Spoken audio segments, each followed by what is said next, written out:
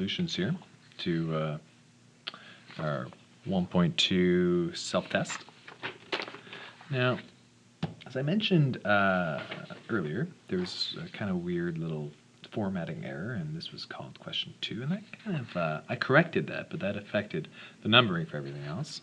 So this would be question 4, as you may have it.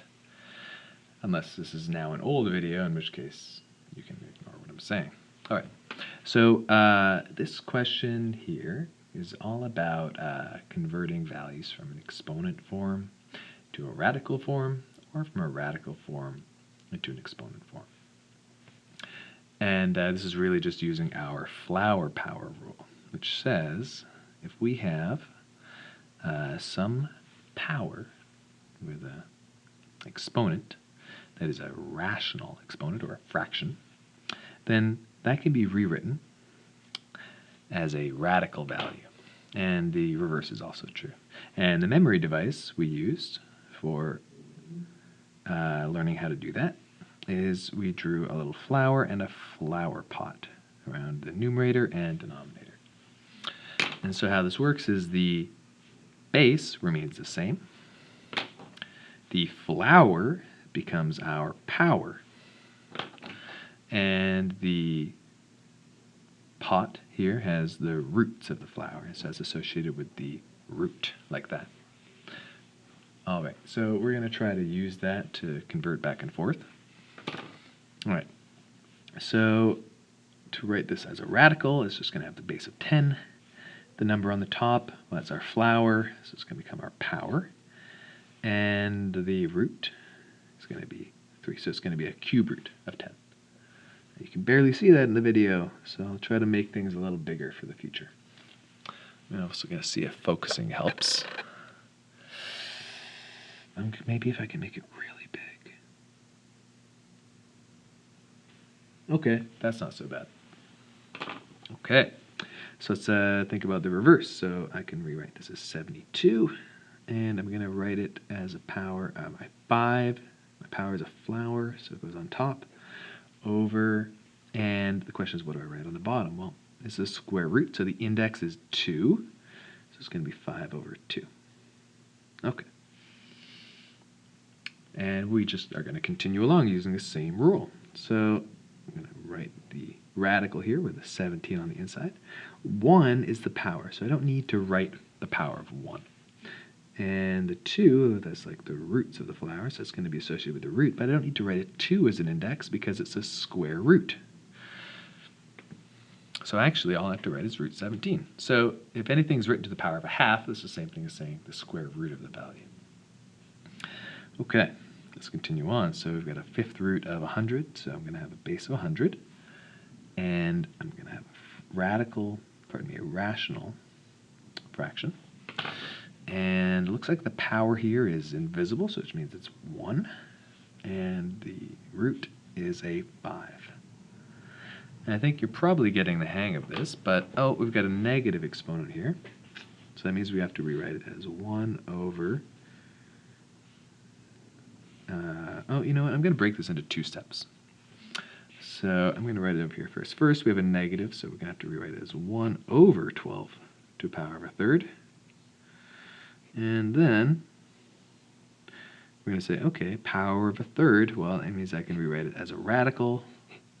The 1, well, we're going to write 12, the same base.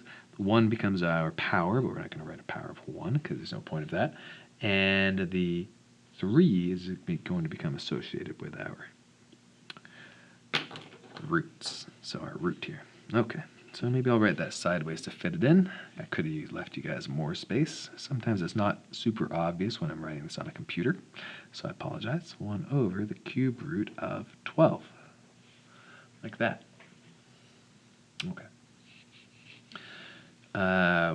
This one is going to be pretty straightforward. We've got a -5. Now, when you have a negative, we want to make sure we know the negative is raised to that power as well. So we're actually going to want brackets for that.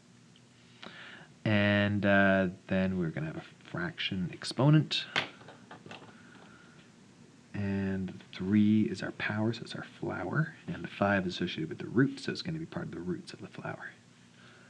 This is 3/5. Okay. So here, again, I think I'm going to break this one into another few steps. So I'm going to rewrite it over here. So 3/7 raised to an exponent of -1/4. And I've got a negative exponent, so I should flip our base. Take the reciprocal of it is what I'm really doing. So I'm going to rewrite that as 7/3. And then I keep that power the same, 1/4. And now I can rewrite it as a radical. So 7/3.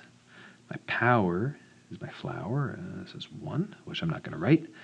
And my 4 is associated with my root, so it's the 4th root. Okay. So I'm going to write that as nice and tall, 4th root of 7/3. And I don't need to write that as an exponent of 1. All right, last one. So I'm going to keep my base as 2/3, but again, I want to make sure if I don't write brackets around it, it might look like it's just the top number that has that exponent. So I'm going to put brackets around it to imply they're both being raised to whatever my power is. And it looks like my flower in this case is going to be my power of 5. And on the bottom is my denominator 6, like that. And that's how that works. This is not meant to be inherently interesting. It's just a kind of a tactical skill. All right. So let's move on to question 4, which for you may be question 5 if you have the older version of the practice questions. All right.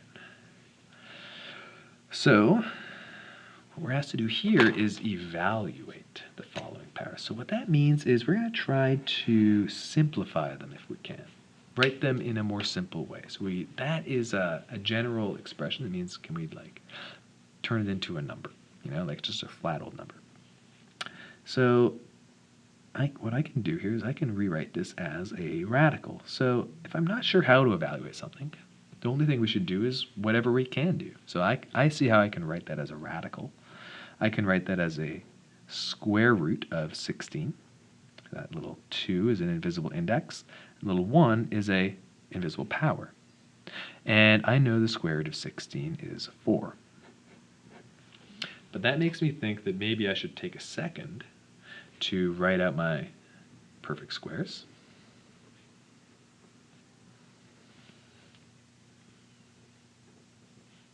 (81, 100), and after you do this a few times, it becomes second nature.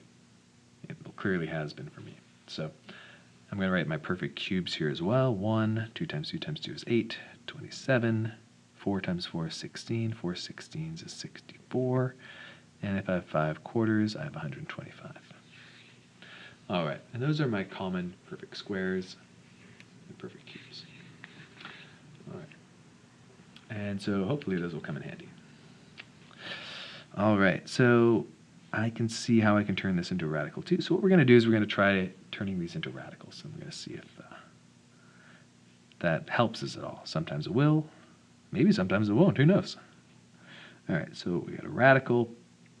16 is the base. Our power is 1. And we got a 4 in here. Okay, so we didn't write out our perfect 4th powers, perfect hypercubes. That was a joke. They're not called perfect hypercubes, but if you get it, you are sufficiently nerdy. All right, so what do we got here? We're looking for 4 numbers that are the same and multiply to give you 16. Well, there's not a lot of options, right? It's not 1. 1 times 1 times 1 times 1 is 1. Is it 2? 2 times 2 is 4. Times 2 is 8. Times 2 is 16. So overall, the 4th root of 16 is just 2. Okay. So we saw here that when we have negative exponents and they're rational, the first thing we want to do is flip the fraction. So it's 1 over 16 to the power of a half. And I already know what 16 to the power of a half is. It's root 16. Or it's 4, really, so I get to skip right to 4. But I'm going to skip to this and say, okay, that's 1/4.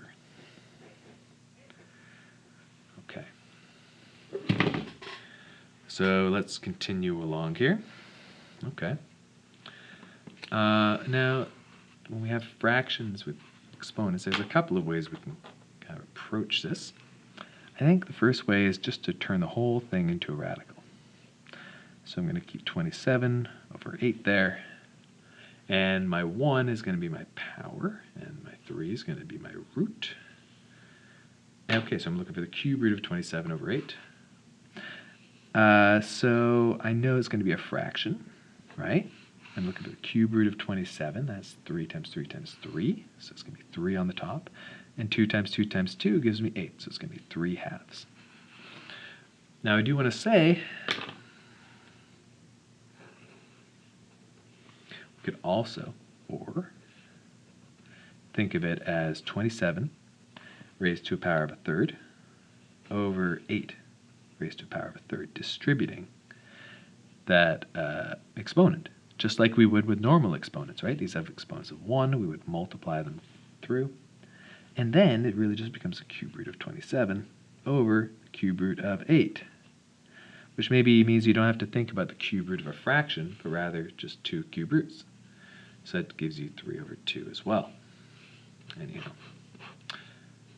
it's nice how taking different paths always gets us the same answer. Okay, so let's see how this question is different. In some ways it doesn't look very different. We have this negative. So that means we're going to write the reciprocal of 27/8. We're going to write 8/27. And instead of a negative 1/3, it's going to be a positive 1/3. Okay. Maybe we'll try this other root then and say, okay, that's going to be, I don't want to skip too many steps. You know what, I'm going to do the same thing I did here. So now we got the cube root of 8/27 instead of the cube root of 27/8, which means, as you can see, instead of having 3 halves, we're going to have 2 thirds. The cube root of 8 is 2, the cube root of 27 is 3. All right, so this is where things can get a little interesting. So we've got 27/49. So again, we're going to turn that into a radical. I said 27. I meant to say 25. Obviously. End of the day, All right, and so this 2 is going to be associated with our root. So I'm going to keep that as an index. I'm not going to write it, though, because it's a square root. And after we're done, we're going to cube it. Okay, so we know that there's some number times itself that gives us 25, and some number times itself gives us 49. It's going to be 5 over 7. And we're going to cube this value. Okay. Gross. Okay, so we're going to cube 5, so that's going to give us 125. But we haven't written the cube root of 7 before. On the last page, we had to find that the cube root of 6 was 216. We don't know the cube root of 7. Well, that's okay. We can find 7 times 7 at least. We know that's 49. So all we have to do is multiply 49 by 7. Okay, so 9 sevens is 63, I believe. Yeah? And multiply 7, 4, get 28, plus 6 is 34. 343. So we get 7 cubed, which is 343. Okay. Moving on. What do we have here? Okay, this should be interesting. All right, we got a negative rational exponent, so we got to rewrite the reciprocal of the inside. And remember, we're not flipping the exponent ever. We're only ever flipping the base. Now, okay, actually, I can rewrite 1,000 over 1 as just 1,000, right? So let's get rid of that 1. Let's ignore it. So that's 1,000 to the power of 4/3. And then I'll rewrite that as a radical. So it's going to be, 4 is going to be my power. And I'm going to have the cube root of 1,000. Now, we mentioned this one in class. Oh, I'm sorry, I wrote that off screen. That's the downside of zooming in. Sometimes I don't notice right away that I'm writing things off screen. Cube root of 1,000. We talked about that one in class. That's 10 times 10, which is 100, times 10, which is 1,000. So it's the same thing as 10 to the power 4. 10 to the power 4 is 10 So every time you multiply by 10, you add a 0, right? So I'm going to start with 10, and this means 10 times 10, so I'll add a 0. And it's times another 10, so I'll add another 0. And times another 10, so I'll add another 0. That's 10,000. Okay. This one looks like it's got a lot going on. Several negatives. And you might want to say they cancel out. But remember, a negative exponent has nothing to do with whether a number is negative or positive. It's just a symbol that means reciprocal, which is a real pain because we use the same symbol to represent negativity with regular numbers. And I'm sorry for that, but it's not my fault. Okay, so we're going to stay the course. If we see a negative exponent, we're going to take the inverse, the reciprocal of the base, and rewrite it with a positive exponent. Okay, this is interesting. So this is going to be the fourth root of negative 81 over 64. Well, that's not going to work, is it? And then the reason it's not going to work, am I forgetting something? Oh, sorry, of course it's being cubed. That is not going to work because we have a fourth root of a negative, which means we've got 4 terms multiplied together to give us that negative. So this is not going to work. This one has no solution. So I apologize for that. That's what I get for taking Mr. Tang's questions. I blamed on Mr. Tang. I have done a lot of these questions before, but I never did that one. And, well, that's that. In fact, to be honest, I took all 9 of these from Mr. Tang because he made some earlier, and I liked them. I tend to like Mr. Tang's questions. Anyhow, so we'll move on. Last question. Okay, we've got a negative, so we're going to write the reciprocal. So it's 1 over 7,776 to the power of 3/5. Okay, so that's going to be 1 over the 5th root of 7,776 raised to an exponent 3. Okay. You know, this might be a time where I'm going to want a calculator. I could do it by hand, but it might be a little unnecessary. So I don't really know what the 5th power of 776 is. So I know one number times itself 3 times is going to give 7,776. Now I know these things get big quick, but I'm not really sure how big. I don't think I have very good intuition about that. So I'm going to start with 3's. So I know it's not 2, because 2 to the power of 5 is only 32. So I'm going to see, what is 3 to the power of 5? It's just 243, so that's clearly not big enough. So 4 probably isn't big enough either. And 5 is going to end in a 5. So maybe I'll try 6 to the power of 5. Hey, nice. So sometimes when you get a big value, you're just going to have to play around a bit until you find it. Okay, so it's 1 over 6 cubed.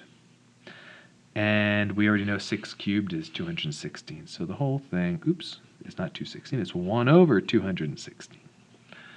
And that is our final answer. I'm going to scribble that out. Okay. That's a heavy question. Okay, let's move on. I feel like I'm a little too zoomed in, so I'm just going to zoom out a little bit here and hopefully cut the baby in a good way. All right. So the next 5 questions, and remember, these will be 6, 7, 8, 9, and 10 for you, unless you have an updated version of this page.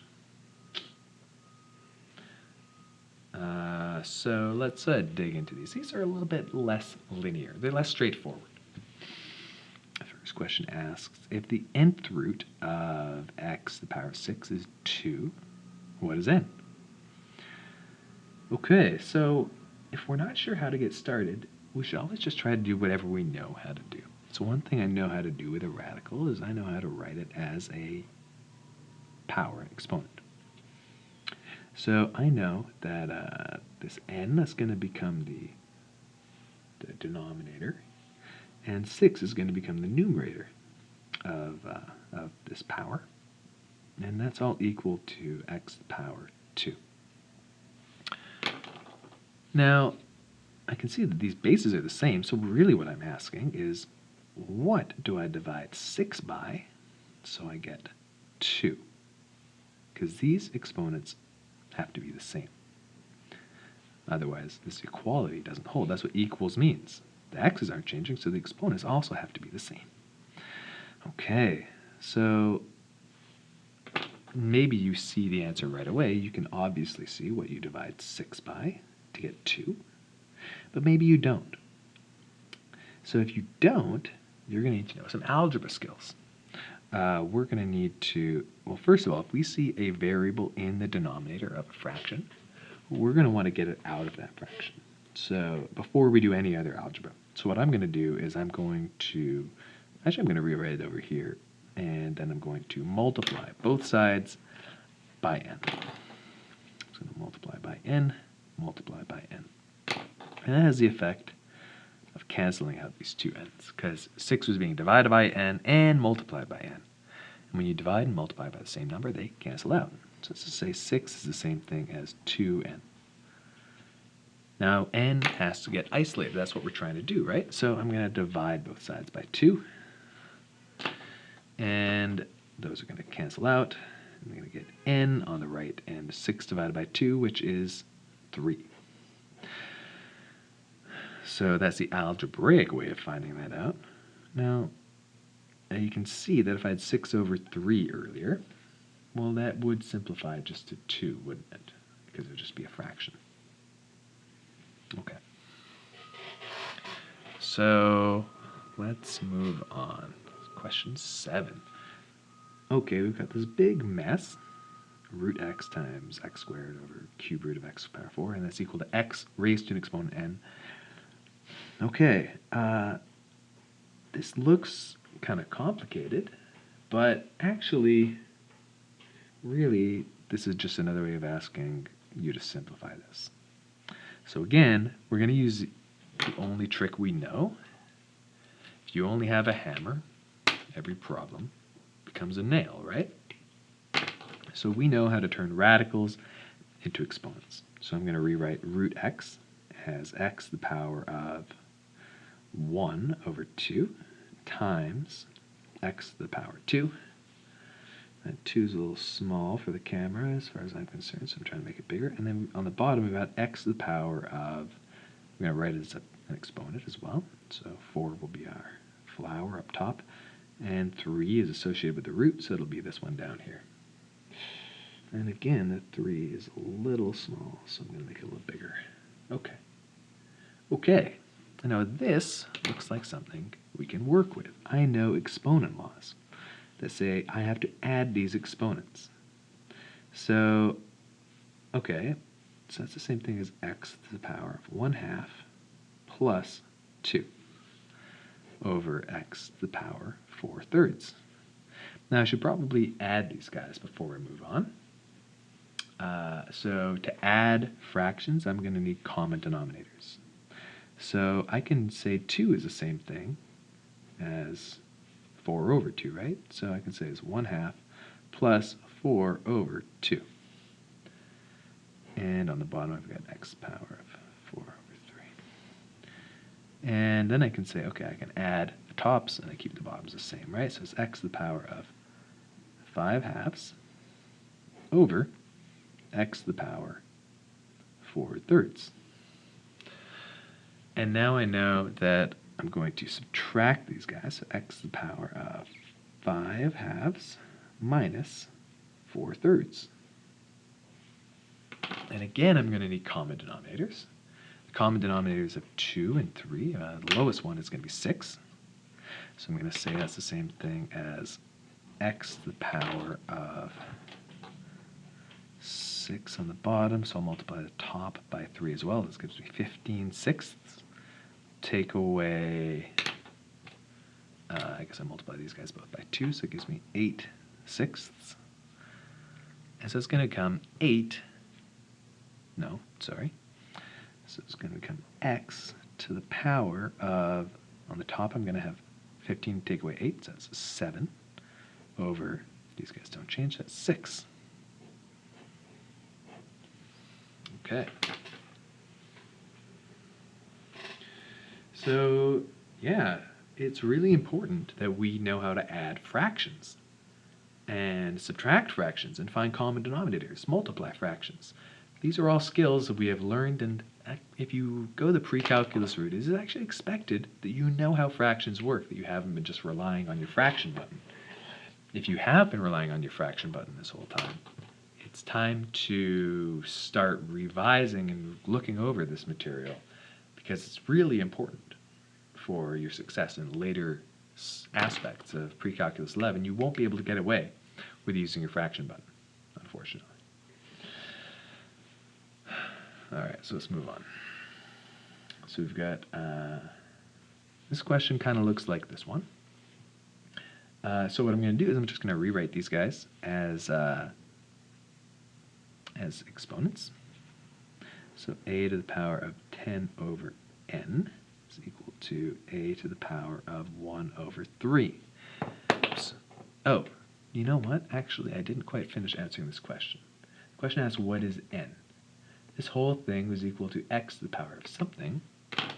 So n is equal to 7 over 6. That's actually the answer. So my bad.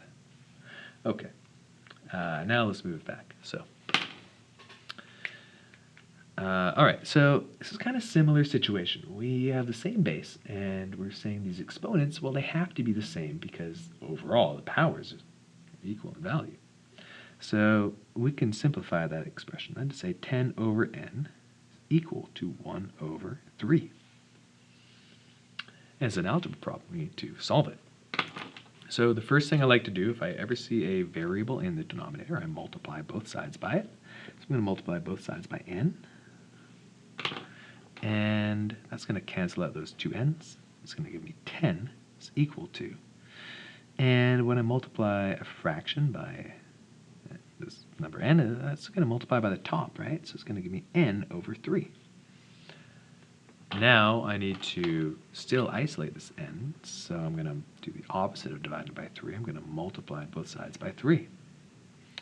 And instead of canceling out the n over here, it's going to cancel out the 3.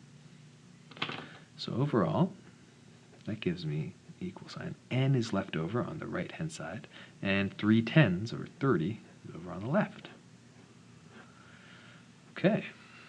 And if I look back at the original situation here, if n was 30, then yeah, 10 over 30 is just a weird way of writing 1 over 3, so that works. All right. So this one has a lot of writing. Everyone loves math problems that have writing in them, right? So I'm going to grab a highlighter, try and break it up into steps. All right. So we say that Mr. Gok, he wrote on a test that a raised to the power of a half times a raised to the power of a third is the same thing as a raised to the power of a half plus a third. And that third is up in the power. So, okay, that seems to make sense. And it looks like there's a lot to think about. So he wrote a bunch of things. And I'm going to finish reading and maybe come back to this. And I put that highlighter there, line, just to indicate what I kind of skipped. So when he got his test back, he saw that he got the question wrong. So I'm actually just going to highlight there. That question is wrong. The question asks, where did Mr. Gok go wrong? Where did Mr. Gok go wrong? And what is the correct answer? Okay. Okay, so there's an error here. So let's take this in steps. I'm just going to evaluate each of these equalities, each of these equal signs, and see if they make sense. So the first one, so we know we have an exponent rule, which says if we multiply powers, we add the exponents. So these two have to be equivalent. We're good there. And then, okay, it looks like he's rewritten these two fractions to have the same denominator. So is it true that 3/6 is equal to a half? Well, yeah. And 2/6 is the same thing as a third. So that one's right. Next, we have to know how to add fractions, which means we're adding the tops, but we're not changing the bottoms, right? So that must give us 5/6. So that's okay. And lastly, it looks like he's written it as a radical, so let's just double check that. So I'm going to draw a flower on top and a flower pot. Now the flower becomes the... Okay, so Mr. Gok wrote 5 as the root instead of as the power. And he wrote 6 as the power instead of the root. So this was the error. Okay, so the question asks, where did Mr. Gok go wrong? Mr. Gok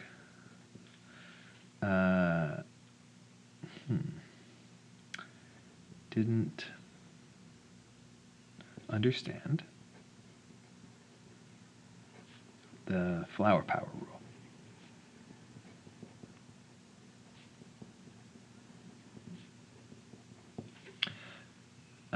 So let's be a little bit more specific. He placed the denominator, which is a 6, as the exponent, and the numerator, 5, as the index. I should be specific here. The denominator was 6. The correct answer is 6th root of a raised to an exponent 5. Okay. Last question. All right, we're asked to express these guys as a single power, the base x, and a rational exponent. Okay, so again, we don't really know what we're doing here, but we know we can turn these into exponents. So let's just take a look at what it would look like if we did that. So that become 5/3. And we're going to multiply that by x to the power of 3 over, well, we don't have an index here, but it must be a 2, right? Because it's a square root.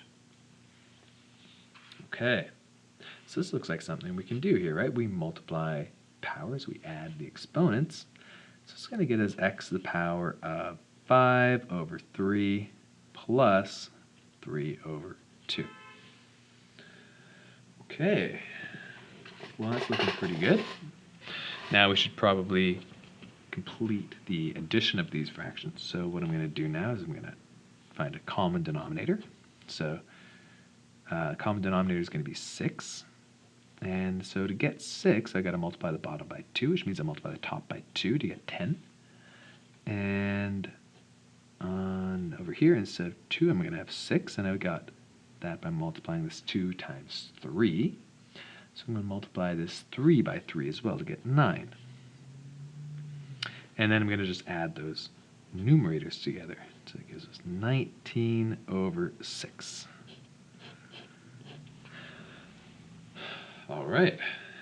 Well, let me know if you have any questions. If you want a cookie, please let me know if you think I made a mistake somewhere. And I'll be available at FlexBlock and also after school Tuesdays and Thursdays to answer any questions. Good luck studying.